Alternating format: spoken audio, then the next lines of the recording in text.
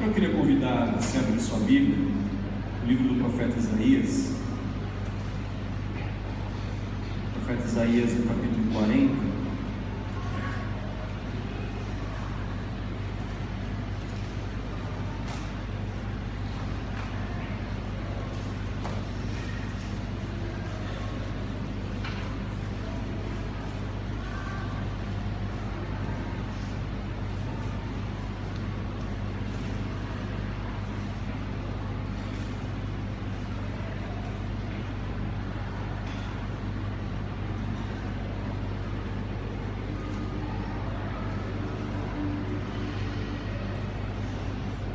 A partir do versículo 27, nós vamos ler até o 31.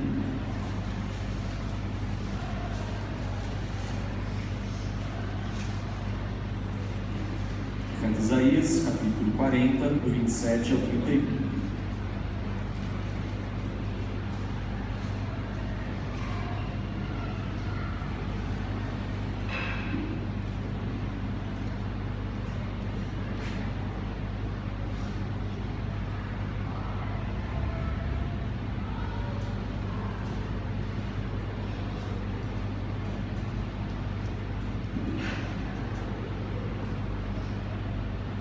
A palavra do Senhor diz assim: Porque, pois, dizes, ó Jacó, e reclamas, ó Israel, o meu caminho está encoberto ao Senhor, e o de meu direito passa despercebido ao meu Deus.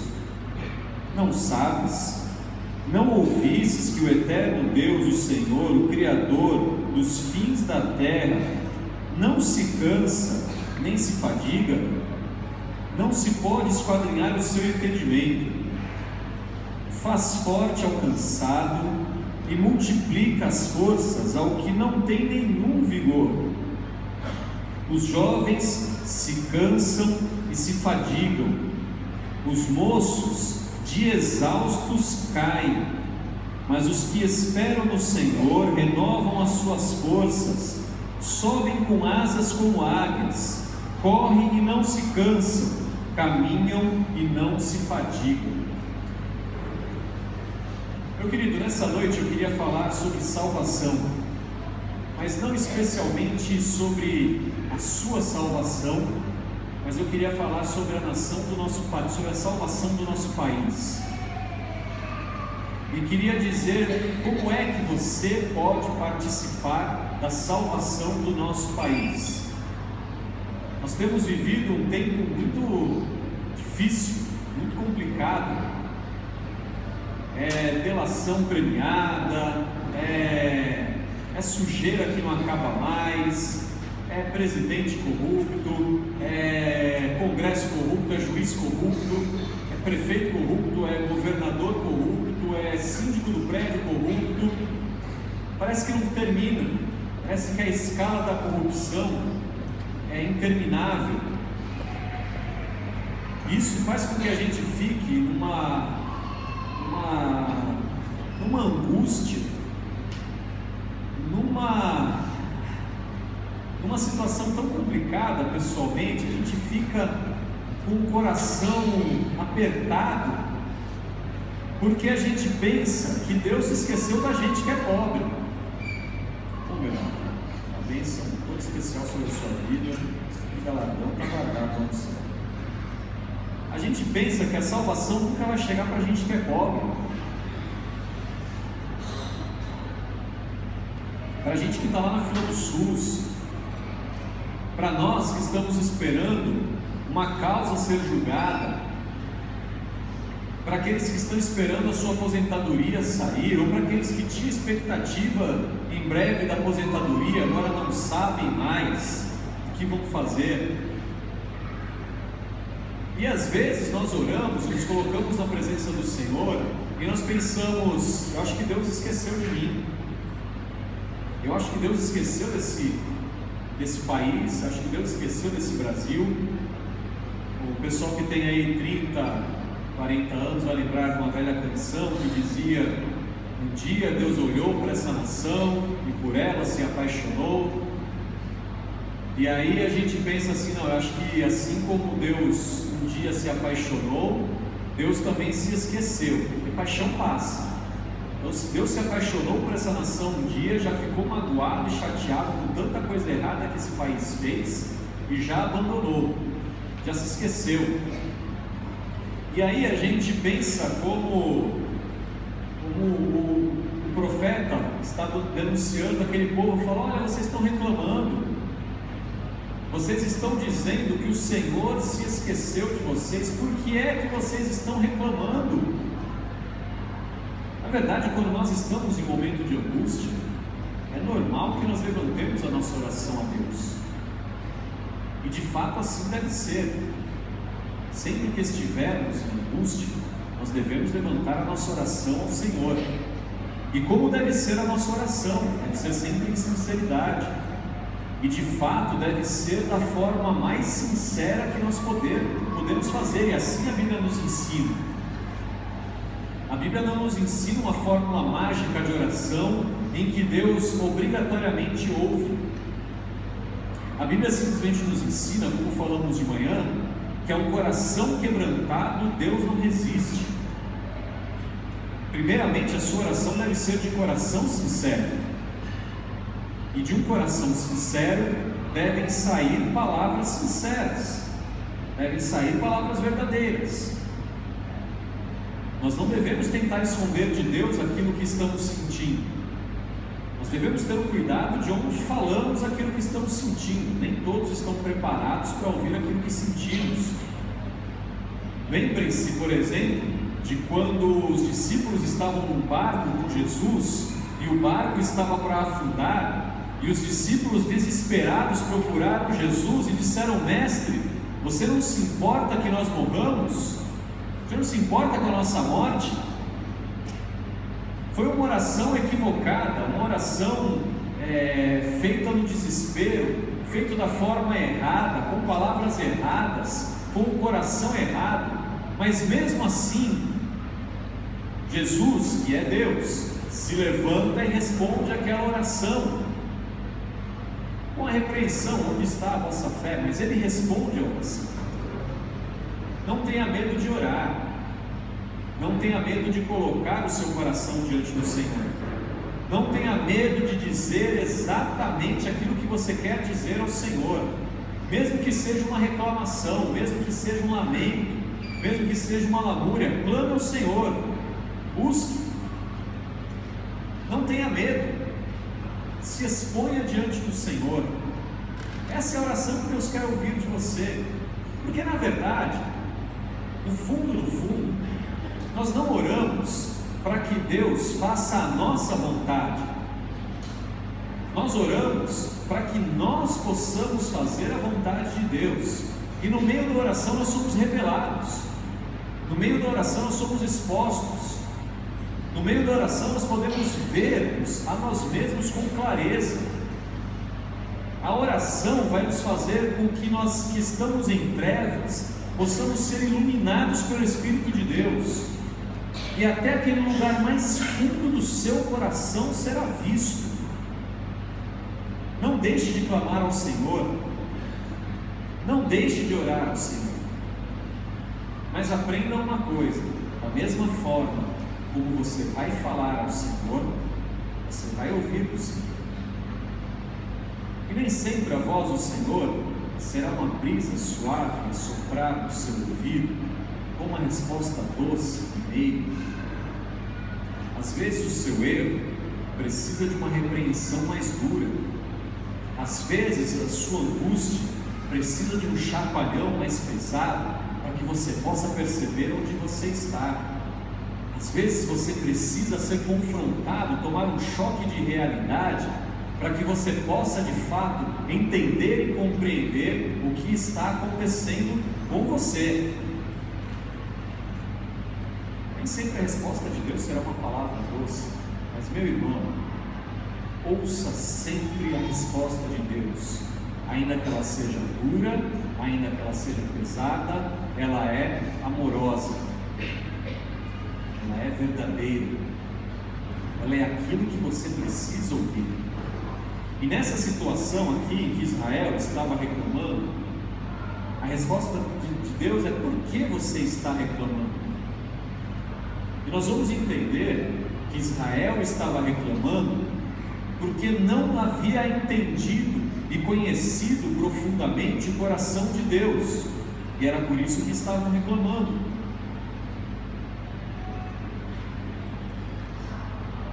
Eles estavam reclamando porque a situação do país estava terrível. Eles estavam reclamando porque as coisas não estavam do jeito que eles gostariam, mais ou menos como a gente hoje. Talvez um pouco, no caso deles um pouco pior. Nós no Brasil ainda não vimos o pior, nós ainda não chegamos ao pior. Nós mesmos, se nos lembrarmos, pensarmos um pouquinho, principalmente quem já tem um pouquinho mais de idade, vai se lembrar de dias piores, de crises econômicas piores do que essa que nós estamos passando, de momentos de arroxo muito piores do que nós estamos passando. Eu me lembro quando era criança, na época do Sarney, eu tenho uma certa idade, eu não aparento, mas eu tenho uma certa idade. Foi a primeira vez que eu ouvi pior do que tá não fica. Você acha que foi o nobre deputado, não foi. E aí, eu me lembro depois, um pouquinho ainda criança, quando o Collor era presidente, eu lembro de ouvir de várias pessoas, meu pai tinha um comércio em São Vicente, e eu ouvi de várias pessoas, depois que houve o saque, a poupança, o saque não, quando o Collor pegou, você confiscou a poupança de todo mundo, e aí eu lembro que várias pessoas chegavam no comércio e diziam, eu que dizia que pior do que estava não ficava. Eu me lembro quando o deputado Tiririca começou sua campanha, eu ouvi algumas pessoas, até que eu julgava inteligentes, diziam, é verdade, pior do que está não fica. Olha, eu já aprendi que fica, sempre fica. Vamos, no fundo do poço tem uma porta, que leva para um outro poço. Então, a gente nunca consegue achar o fundo do poço, dá para ficar pior. Mas o que eu quero te dizer é que, primeiro, que a nossa situação não é tão desesperadora assim. Nós não estamos ainda. Eu sei que há pessoas, mesmo aqui nesse auditório, que estão passando dificuldades por emprego. Eu sei que há pessoas aqui nesse mesmo auditório que estão passando por dificuldades por causa de saúde, por causa de tantas situações, e que talvez a sua situação pessoal seja a pior que você já tenha passado na sua vida. Talvez seja isso. E eu não quero desdenhar do seu problema. Eu não quero dizer que o seu problema é pequeno demais. A dor que você sente é a pior dor que você pode sentir. O pior sofrimento que uma pessoa pode ter é o sofrimento que ela tem. Não existe dor pior do que aquela que eu estou sentindo. E não adianta você tentar comparar desgraças e mazelas e dizer, olha, aquela velha disputa entre homens e mulheres, olha, a cólica renal é pior que dor de parto. Dor é dor. E se você está sentindo, ela é a pior de todas. Não importa se ela é pequena ou grande. O que você quer é se livrar daquela dor. Sofrimento é sofrimento. Não importa se o seu sofrimento é pequeno ou é grande. O que você quer é se livrar daquele sofrimento. E o pior sofrimento que uma pessoa pode passar é aquele que ela está passando. Eu não acho que o seu sofrimento é pequeno. Eu acho que ele é o sofrimento que você passa. Mas saiba, já houve momentos piores. Eu sei que você quer se livrar disso, mas tenha calma. Porque quando nós estamos sofrendo, quando nós estamos em momentos terríveis, o que nós começamos a fazer são planos, traçar metas, objetivos. Nós vivemos na era do coaching. Eu nem sei o que significa essa palavra. Mas todo mundo quer ser, quer aconselhar, quer direcionar alguém, quer impulsionar a carreira do outro. E diz assim, olha, se você não fizer mais cursos, você está fora do mercado. Se você não se preparar, não fizer mais uma faculdade, você está fora do mercado. Eu me lembro de eu ter ouvido de um pastor uma vez, dizendo para mim, você olhando para mim e disse, você está fora do mercado pastoral. Eu falei, graças a glória a Deus. Tudo que eu sempre quis na vida era estar fora do mercado pastoral. Eu quero estar no ministério pastoral, mas no mercado não. Não estou disputando carreira, não estou disputando nada. E aí quando eu destrinchei o meu currículo para ele, fiquei impressionado e falou, puxa. Eu falei, pois é, eu não estou no mercado, eu estou no ministério, estou no serviço, não estou no mercado. Mercado de trabalho sim, mercado pastoral jamais, nunca. Mas o que eu quero dizer é que quando a gente está na crise, a gente quer sair da crise. E a gente começa a traçar metas. Esse nosso governo atual, certa vez, começou a falar, não fale em crise, trabalhe, que não é um slogan novo, é antigo. Não fale em crise, trabalhe, esqueça a crise, começa a trabalhar. E economicamente falando, é verdade, só se sai de uma crise com trabalho, só se sai de uma crise com esforço, seja a crise que for. Estamos falando da crise econômica do nosso país, e a crise econômica do nosso país só vai acabar debaixo de muito trabalho. Mas não é o meu trabalho, porque eu trabalho bastante, e não é o trabalho de vocês aqui, porque vocês trabalham bastante. É o trabalho da nação, é o trabalho de todos, todos trabalhando por um mesmo ideal. Aí sim nós vamos conseguir fazer isso. Mas o problema do Brasil não é econômico. O problema do Brasil não é falta de matéria-prima, não é falta de profissionais. O problema do Brasil não é falta de engenheiros. O problema do Brasil é falta de Deus. O problema do Brasil é falta de conversão ao Senhor. O problema do Brasil é falta de joelho no chão. O problema do Brasil é falta de liderança comprometida com os princípios da palavra de Deus. O problema do Brasil é moral, é espiritual. O problema do Brasil começa no Carnaval e vai até a final do Campeonato Brasileiro. E se agrava um pouquinho no Natal. O problema do Brasil começa quando nós temos uma festa totalmente dedicada à prostituição, à lascívia, às impurezas, à bebedice. O problema do Brasil começa quando a gente tem uma festa institucionalizada e nacional em que o país para pecar, em que naquela semana tudo é permitido, tudo é permitido. O problema do Brasil começa aí, porque até piadinha, né? O pessoal faz muito piadinha nas redes sociais. Acabou o carnaval, o pessoal vai lá, feliz ano novo, que agora começa o ano novo, agora o ano começou. Porque as pessoas ficam ansiosas, esperando esse dia, um dia que elas se libertam de todas as correntes e as amarras sociais, então elas se libertam e elas não veem qualquer limite para pecar.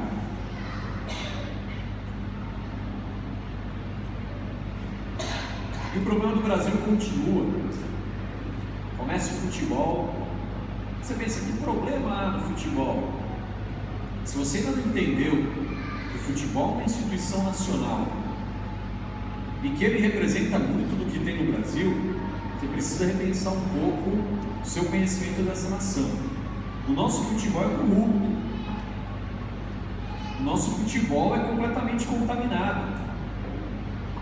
Nós temos dirigentes do nosso futebol que não podem sair do país por causa de corrupção. E eu não estou nem falando dos campeonatos mandrake que o Corinthians ganha, não é nem isso. Eu não vou nem chegar nesse ponto. Eu estou falando da maior diversão do brasileiro, é fonte de corrupção. Eu já há muito tempo, às vezes eu assisto, mas assim, não tenho mais aquela alegria que eu tive um dia. Porque eu fico olhando, eu começo a pensar, quanto o juiz recebeu para apitar esse jogo? Seja contra ou a favor do meu time, porque tem uns negócios lá do Santos também, que você olha assim e fala, sei não, viu, mas é como se o Santista dá aquela relevada. Mas você pensa assim, quantos dirigentes do meu time estão ganhando? O presidente do meu time gastou uma pequena fortuna para se eleger presidente. Ninguém investe o quanto ele investe se não for ganhar nada, só por amor ao clube. Duvido. Fala, quanta corrupção rola por ali. Você fica reclamando da corrupção lá em Brasília, mas quanta corrupção rola por ali. E a gente vai andando e vai vendo que ao longo do ano nós vamos celebrando várias coisas que não deveríamos celebrar. E o brasileiro gosta, o brasileiro acha legal. O brasileiro gosta de compartilhar na internet desgraças, fofocas, notícias ruins, coisas que nós deveríamos ter vergonha, mas que nós vamos lá e curtimos. Coisas que deveriam deixar o nosso coração entristecido, mas você vai lá e dá um compartilhar. Fotos de gente morta, fotos de roubo, notícias falsas, maneiras de ganhar dinheiro falso. Quantas coisas ruins, corruptas nós compartilhamos dia após dia. Participamos dessas coisas e nós achamos, não é isso que prejudica o país, nós achamos, não é isso que prejudica a nação. É isso. E não é só você, a gente participa disso, somos nós. E nós começamos a fazer planos para o país mudar, e nós não entendemos que são essas coisas que Deus tem olhado lá de cima e tem estendido a sua mão e tem pesado a mão sobre o nosso país. E quando nós olhamos com um olhar espiritual para o nosso país, nós só podemos dizer: a mão de Deus pesando nesse país é justa. O juízo de Deus sobre a nossa nação é justa. Deus não está errado em pesar a mão contra nós. Se nós olharmos para Romanos, no capítulo 1, quando Deus vai dizer que Deus entregou os homens e as mulheres aos seus próprios desejos, para desonrarem os seus corpos naquilo que estão errados, para que o juízo de Deus se torne mais evidente, nós vamos perceber que o nosso país está nessa situação, e que Deus tem olhado para nós e dito assim: olha, terei misericórdia de alguns, mas não de todos.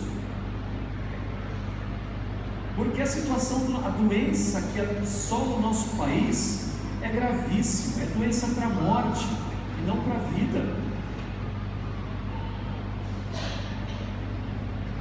E quando nós pensamos na salvação e no esforço, e como nós pensamos que o nosso país é um país forte, nosso país é um país rico, nosso país é um país cheio de riquezas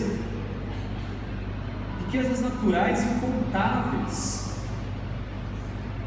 Li certa vez uma matéria sobre o tanto de contrabando que sai do país, de minérios, de riquezas tiradas da floresta, de animais, de quantas fórmulas medicinais foram feitas na calada da noite dentro do nosso país e patenteada fora do país. Quanta riqueza é tirada de nós dia após dia e nós não percebemos. O nosso país poderia ser um país muito forte, mas hoje é um país cansado, hoje é um país exausto. E aí eu leio o versículo 29 que diz: faz ao forte cansado. Desculpa, ele diz assim: os jovens se cansam e se fadigam, e os moços de exausto caem. Eu vejo uma juventude, uma geração inteira do nosso país sendo absolutamente exterminada. Você viu a Cracolândia esses dias?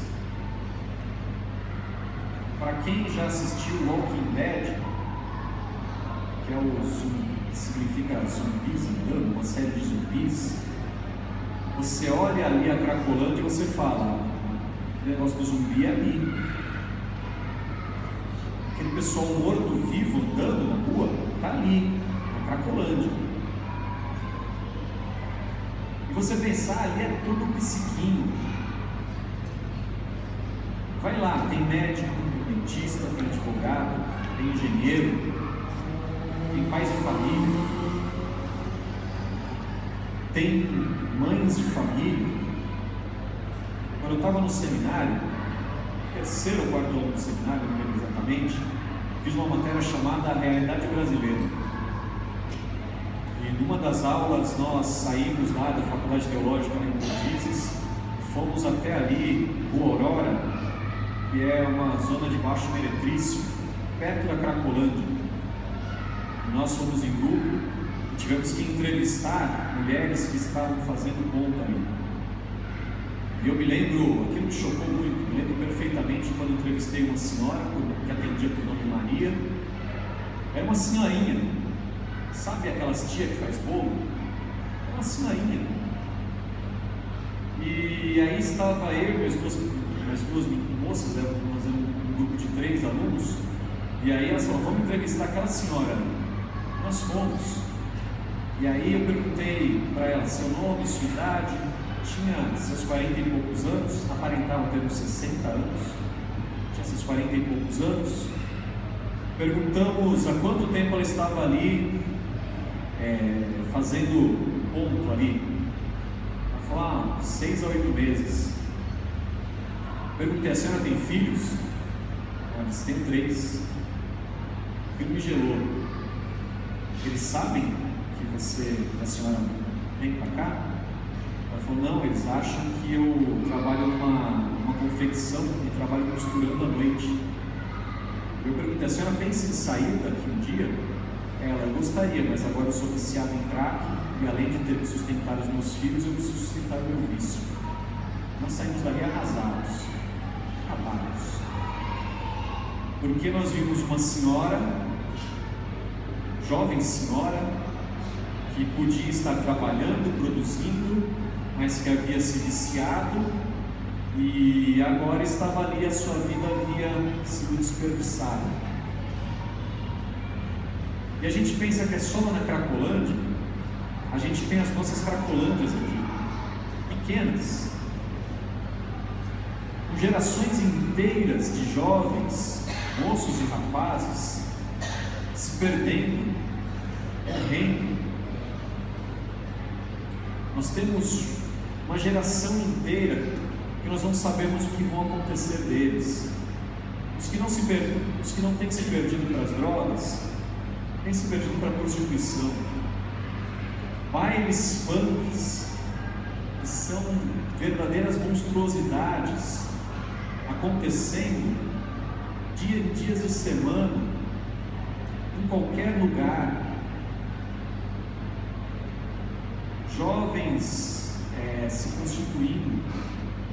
Uma época eu pregava em Peruíbe e eu voltava sempre de lá no domingo à noite, pegava o último ônibus lá às 10h30, às vezes com trânsito, com alguma coisa, eu chegava em São Vicente lá pelas 2 da manhã. E eu ficava chocado porque eu descia ali no Guaçu para poder pegar a lotação para ir para casa, e eu chegava ali no Guaçu, descia e eu via rapazinhos e mocinhas indo para Fantástica e Choperia às 2 da manhã de domingo para segunda-feira. Eu perguntava, onde é que estão os pais e as mães dessas crianças? E vão fazer sabe-se lá o que no horário que deveriam estar dormindo, se preparando para ir para a escola no outro dia, estarão expostos a não sei o que, correndo sabe-se lá que riscos. Onde estão os pais e as mães dessas crianças? Nós temos perdido uma geração inteira.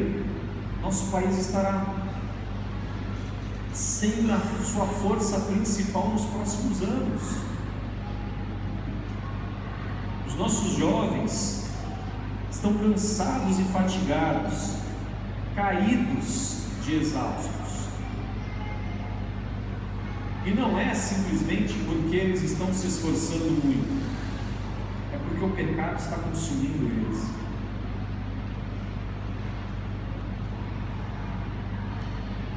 É porque o pecado está destruindo o nosso país. Mas eu quero te dizer uma coisa. Eu sei que a situação que eu acabei de pintar pode parecer um caos, mas eu quero te dizer como é que a gente vai sair dessa. Eu quero te dizer que a salvação do nosso país começa aqui, com você. A salvação do nosso país já começou. Quero corrigir o que eu disse. A salvação do nosso país já começou e ela se manifesta hoje aqui, como já tem se manifestado em tantos outros lugares do nosso país. Porque o texto diz assim: mas os que esperam no Senhor renovam as suas forças. Os que esperam no Senhor sobem como águias. Os que esperam no Senhor correm, não se cansam, fatigam e não se caminham e não se fatigam, não sentem fadiga. Você pode dizer assim: ah, pastor, você está falando isso, eu posso correr e não me cansar, porque o senhor não me viu ainda jogando bola. Na hora que o senhor me vê em quadra, você vai ver que eu corro e me canso muito rápido. Com a minha idade, com os meus cabelos brancos, ir até o mercado já é uma grande jornada. Ir até o açougue e voltar, eu já entendo como é que sentir o povo lá no deserto andando 40 anos. Alcançar só o mesmo, ir e voltar ali. O Senhor não está falando que você vai ter que usar as suas forças físicas. O Senhor está falando que você vai ter que usar as suas forças espirituais. Espera no Senhor. Não importa os seus cabelos brancos, não importa a sua condição física, não importa a sua força, se você é jovem ou se você é velho. Nós estamos sendo convocados a esperar o Senhor. Se você não entendeu ainda o que é esperar no Senhor, a gente sempre se lembra do Salmo de número 40, quando o salmista diz o seguinte: esperei confiadamente pelo Senhor, Ele se inclinou para mim e me ouviu quando clamei por socorro. Tirou-me do poço da perdição, de um grande lamaçal, colocou meus pés firmes sobre uma rocha e me firmou os passos, e me pôs nos lábios um novo cântico, um hino de louvor ao nosso Deus. Muitos verão essas coisas, temerão e confiarão no Senhor.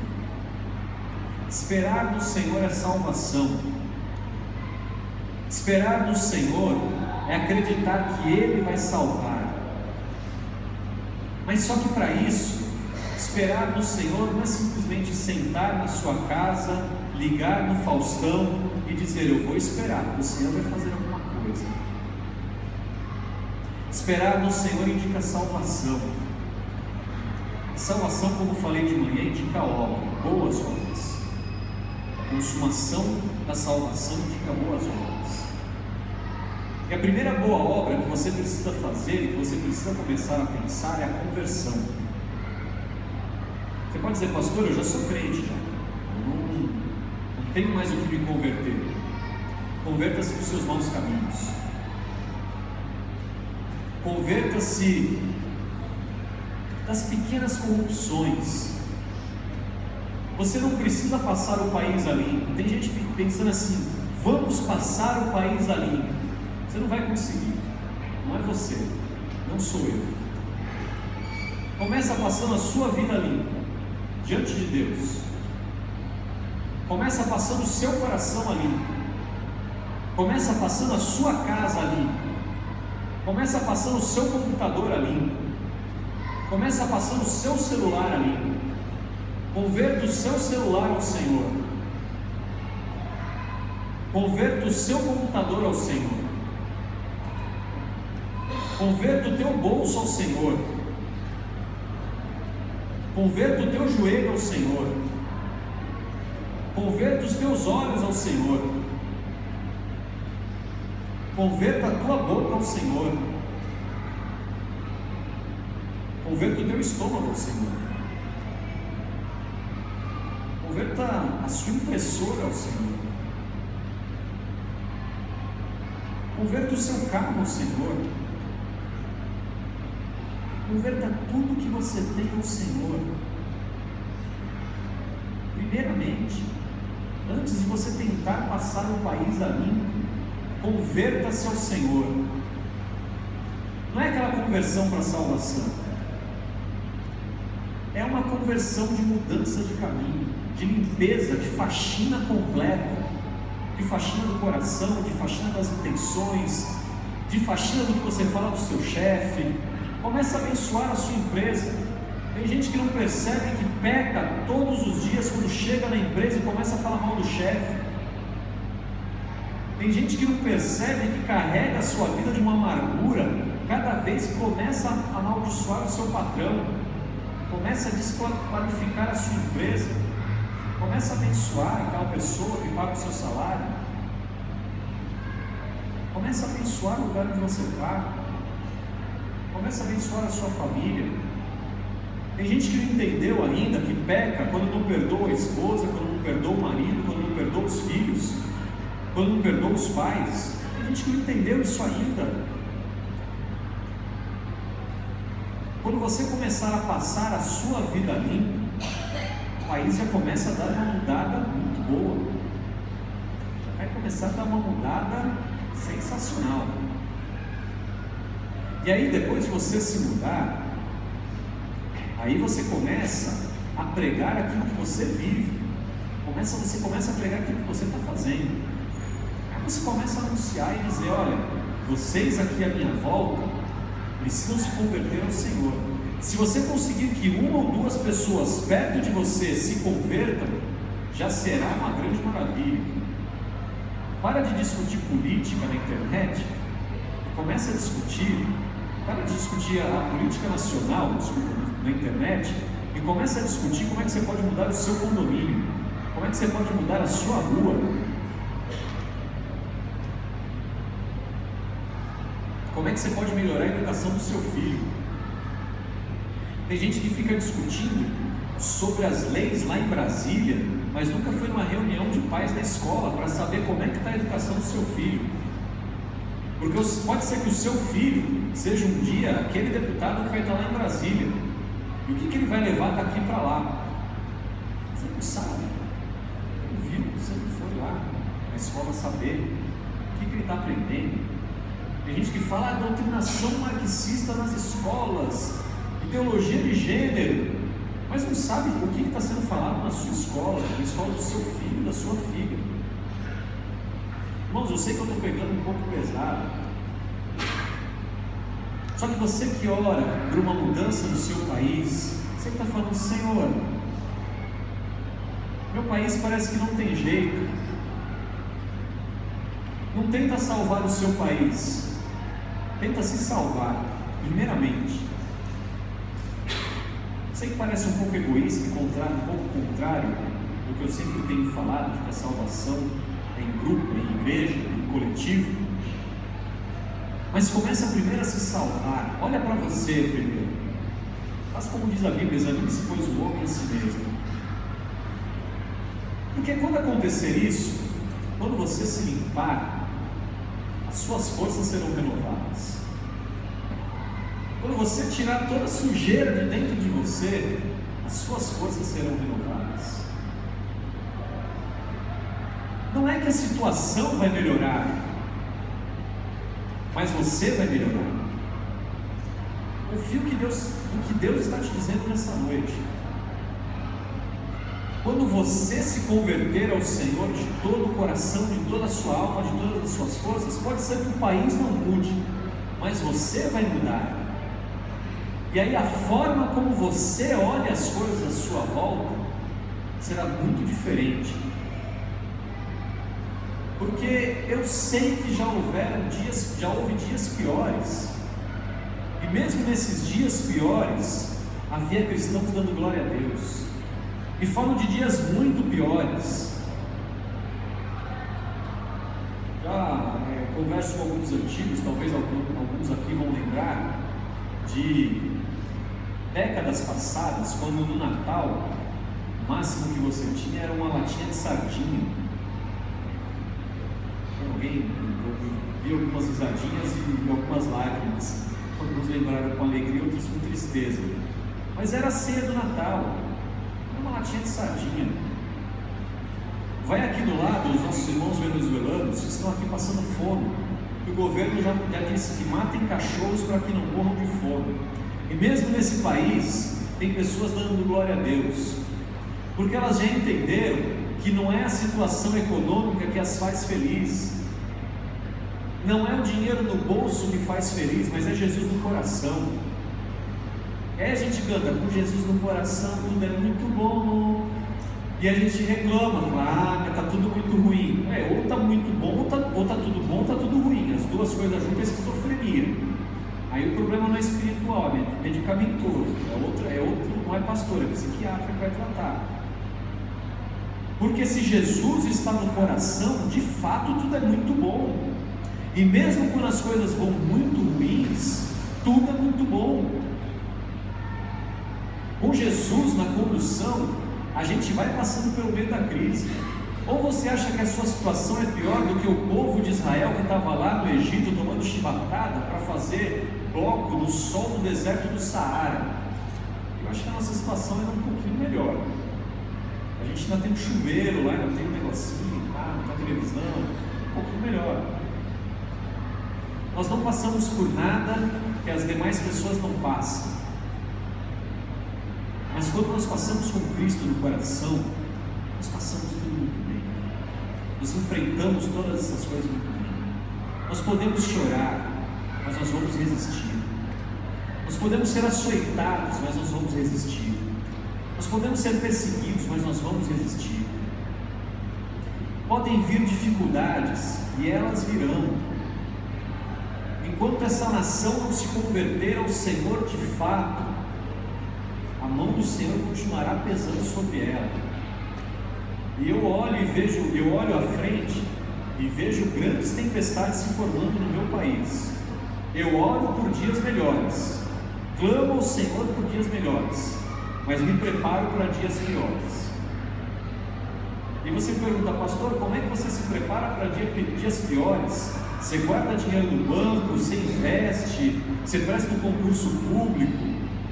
Meu irmão, você não está salvo em lugar nenhum. Tenho amigos que moram numa cidade americana, que são concursados, estão sendo demitidos. A estabilidade do serviço público está sendo atacada. Conheço pessoas que tinham muito dinheiro no banco, como por exemplo na época do Collor, e perderam tudo. Então a estabilidade financeira não é preparação para o futuro. Todas essas coisas vão te ajudar. Um bom concurso público vai te ajudar. Ter uma estabilidade econômica pode te ajudar. Ter uma estabilidade profissional, financeira, enfim, pode te ajudar, mas não é isso que vai te salvar. Porque tudo isso você pode perder. Você se prepara para dias piores com Cristo no coração. Você se prepara para dias piores sendo íntegro diante de Deus, sendo homem e mulheres dignos diante do Senhor. É assim que você vai se salvar. O que você deve guardar aqui por diante é a sua salvação. O que você deve guardar é o seu coração diante do Senhor. E então você deve sentar e esperar pelo Senhor. Esperar o Senhor agir. Porque eu tenho a certeza e a convicção que Deus colocou nesse país um grande número de cristãos. Não somos poucos. Deus colocou nessa nação um grande número de homens e mulheres que oram. Deus colocou nessa nação um grande número de homens e mulheres que buscam a sua face. E não é porque nós somos envergonhados no Congresso por uma bancada frajuta de políticos que se dizem evangélicos, que nós vamos deixar de orar, que se dizem, mas não são. Não é porque nessa nação se levantou homens e mulheres se dizendo apóstolos e apóstolas e vão para a televisão extorquir dinheiro das pessoas, que nós vamos deixar de clamar ao Senhor. Deus tem levantado homens e mulheres de oração nesse país para clamarem, homens e mulheres justos e íntegros, de diferentes igrejas e denominações, e não são poucos,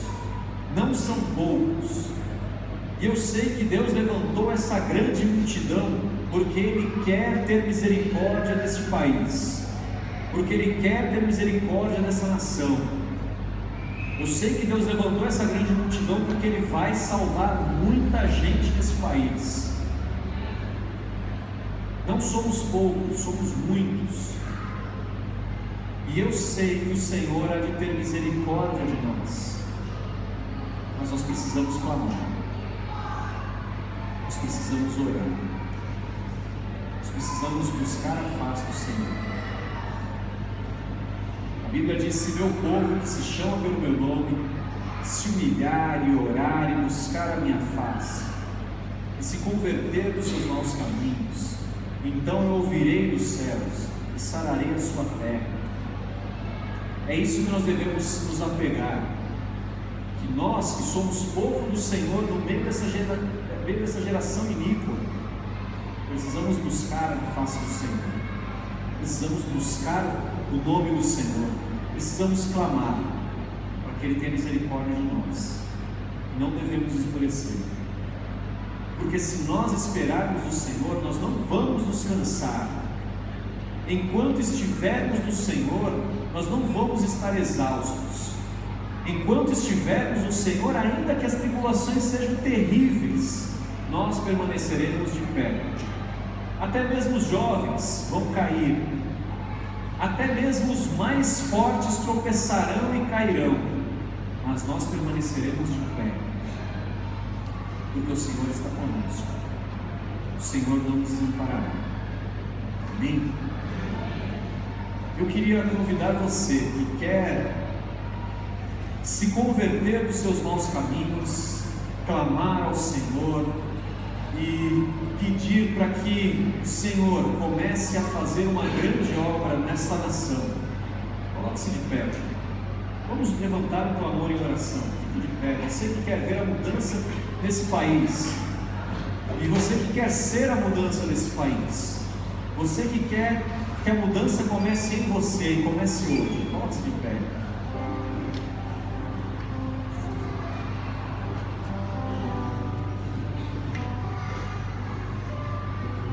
Deus, nós clamamos o Teu nome, Senhor. Nós pedimos que o nosso país mude, mas nós queremos que a mudança comece em nós. Nós não pedimos mudança em Brasília, nós não pedimos mudança nos ministérios, nós pedimos mudança no nosso coração, Senhor. Nós não pedimos mudança de presidente, mudança de deputados, de senadores e juízes, nós pedimos mudança em nosso coração, em nós.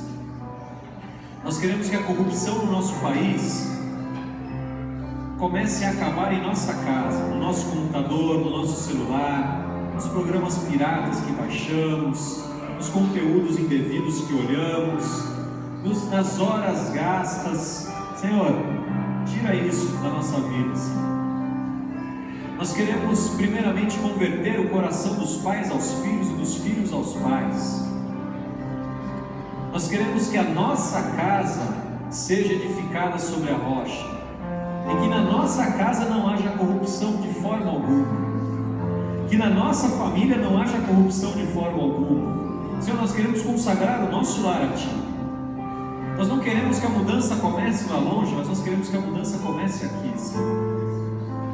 Senhor, eu sei que nós somos fracos e nós vamos cair, nós vamos cansar, mas nós queremos esperar em Ti, porque a Tua palavra nos prometeu aquele que esperar em Ti terá as forças renovadas. Senhor, há pessoas aqui que estão perdendo as esperanças, Senhor, mas nessa noite o Senhor vai renovar. Há pessoas aqui, Senhor, que estão perdendo a fé, mas o Senhor vai renovar. Há pessoas aqui que já estão deixando de acreditar em Ti, Senhor. Renova, em nome de Jesus. Que haja uma renovação, uma transformação no nosso coração, Senhor. Senhor, que nós possamos sair daqui realmente para sacudir o país, começando da nossa vida. Que nós saímos daqui para sacudir o país, começando aquele que está em nossa volta, Senhor. Começando abençoando os que nos amaldiçoam, começando ajudando aqueles que têm necessidade. Comece em nós a sacudir esse país, Senhor. E ainda que venham diante de nós grandes tribulações, ainda que venham cadeias e tribulações, Senhor, nos faz permanecer firmes, Senhor, nos ajuda, renova-nos. Nós não sabemos o que o inimigo das nossas almas está preparando diante de nós, mas nos liberta, Senhor. Derruba as paredes que estão sendo construídas diante de nós, derruba as cercas que estão colocadas diante de nós, querendo impedir-nos de exercitarmos a nossa salvação. Onde o Espírito Santo do Senhor está, aí a liberdade. Nós somos livres e queremos viver a liberdade.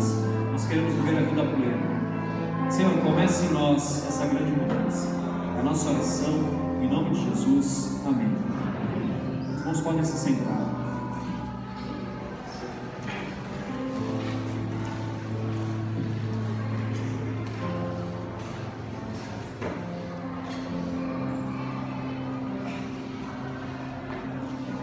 Eu gostaria de dar alguns avisos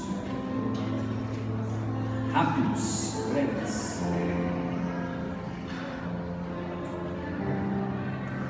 Essa semana, de quinta até sábado, nós teremos a Semana de Ouro do Homem Batista, aqui na igreja.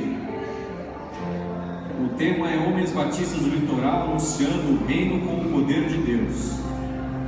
Em especial, nesta quinta, não haverá jantar, não vai haver jantar. Então, não venha jantar na quinta-feira, porque não haverá. O máximo que você pode fazer é chegar aqui e juntar com os desavisados e pedir uma pizza. A gente pode ajudar nisso dando o número da pizzaria. É o máximo que a gente pode fazer por você nessa noite. Então, venha jantar, mas participe. Será uma programação toda especial, realizada pelos homens, participações musicais, pregadores. Não me lembro exatamente dos pregadores que estarão nesses dias, mas venha, será uma grande bênção, será um momento muito especial. Então, não se esqueça, não haverá jantar. No dia 17, irmãos, temos no dia 17/6, temos uma programação toda especial, que é a minha posse. Então, venha participar da posse deste pastor que vos fala. Apesar de civilmente já estar de posse da igreja, sei lá como é que fala isso, a ata já está registrada no cartório, então legalmente já está tudo certo, mas nós queremos consagrar este ministério ao Senhor, nós queremos clamar ao Senhor. Por isso não venha, não falte. O preletor da noite será o pastor Romildo, que é muito conhecido da igreja, era muito amigo do pastor Eduardo. Eu conheci o pastor Romildo, conheço o pastor Romildo há muito tempo, mas o pastor Romildo só me conheceu aqui na igreja. Era porque assim, ele era pastor lá em Nova Iguaçu, lá em São João do Meriti. Eu estive lá, sentado na igreja, mas aí ele pregou para todo mundo. Depois ele mudou para Foz do Iguaçu. Eu fui até lá, sentei na igreja e ouvi, mas ele não me viu. Aí é que ele pregou aqui, e aí eu disse: olha, agora os teus olhos me veem. Eu te conhecia de ouvir, mas agora você me vê. E é um pastor muito abençoado, um homem de Deus. Será um culto muito bom. A Veri pediu para avisar sobre a cantina, mas eu perdi o papel. Mas vai ter cantina. Eu lembro que no aviso tinha 3 palavras: Veri, carne e louco. Eu não lembro se necessariamente nessa mesma ordem, mas vai ter carne louca da Veri. Deve ser isso. Mas tem outras coisas Tinha essas palavras no aviso. Mas vão ter outras coisas normais. Diz que o risole é muito normal, assim, gente boa, coxinha, os outros salgados são todos normais. Louca, só a carne. O resto é todo mundo de boa, todo mundo gente boa. Irmãos, sendo esses os avisos que temos, nós vamos ter a nossa oração final, clamando pela nossa semana. E após a oração final, teremos os segredos de pós-lúdio. Você faça a sua oração silenciosa, entregando o seu culto ao Senhor, e nós vamos nos despedir em paz. Mas não saia daqui, irmão, eu insisto com você, não saia daqui sem abençoar a vida do seu irmão que está aí pertinho de você, dando um abraço a ele, desejando a ele uma boa semana. Mas dá um abraço, irmão, dá um abraço, abraço, sabe aquele abraço que você envolve, abraço. Mas abençoa abençoando. Se preciso for, ore pela pessoa. Se a pessoa fala assim, irmão, tem gente que fala assim, não, eu estou com uma dificuldade, essa semana eu vou passar por isso, por uma entrevista de emprego, vou passar por uma cirurgia, e a pessoa fala assim, ore por mim. Sabe o que você faz? Não fala para ela assim, irmão, eu vou orar durante a semana. Você está pecando, você não vai orar. Chama a pessoa na hora, fala assim, irmão, vamos orar agora. Põe a mão ali em volta dela e ora naquela hora. Já ora ali. E aí, ora durante a semana também. Aí tem muita gente que diz que vai orar e não ora. Então ora ali já. Fala assim, irmão, não deixa para depois, não, vamos orar agora. Abençoa a vida do seu irmão. Oferecer uma carona. Veja se está tudo bem com ele, se você pode ajudar em alguma coisa, abençoe. Não saia daqui sem abençoar o irmão que está aí perto de você. Seja a mudança que você quer no nosso país. Comece de você, abençoando a vida do seu irmão. Então curve sua cabeça e ore comigo.